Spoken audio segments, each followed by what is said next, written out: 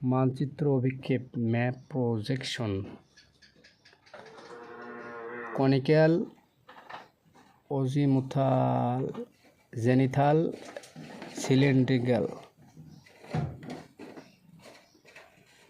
একমাত্র গ্লোবাই পৃথিবীকে ত্রিমাত্রিক 3 ডিমেনশনাল গোলক রূপে উপস্থাপনা করতে পারে। তাই যে কোনো মানচিত্রে পৃথিবীর বক্র তলকে দ্বিমাত্রিক 2 ডিমেনশনালভাবে সমতল কাগজে উপস্থাপন করা সম্ভব নয়।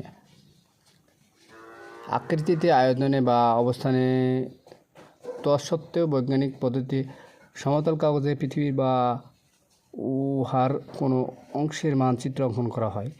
এই উপস্থাপন কৌশলকেই মানচিত্র অভিক্ষেপ বলা হয়।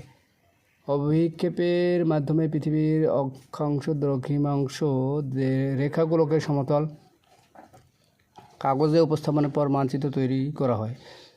অভিক্ষেপ প্রধানত 3 প্রকার: এক কনিক্যাল, অজিমুথাল, সিলিন্ড্রিক্যাল বা বেলনাকৃতি। এখানে উল্লেখযোগ্য যে কোনো অভিক্ষেপই একবারে নির্ভুল নয়। সব ধরনের অভিক্ষেপ কিছু অসুবিধা রয়েছে, তাই বিভিন্ন স্থানের জন্য ভিন্ন কাজের জন্য ভিন্ন ভিন্ন ধরনের অভিক্ষেপ ব্যবহার করা হয়। এখানে আরও উল্লেখযোগ্য যে একই মানচিত্রে অভিক্ষেপ ভেদে তার আকার, আয়তন, অবস্থান ইত্যাদি পরিবর্তন হয়ে থাকে।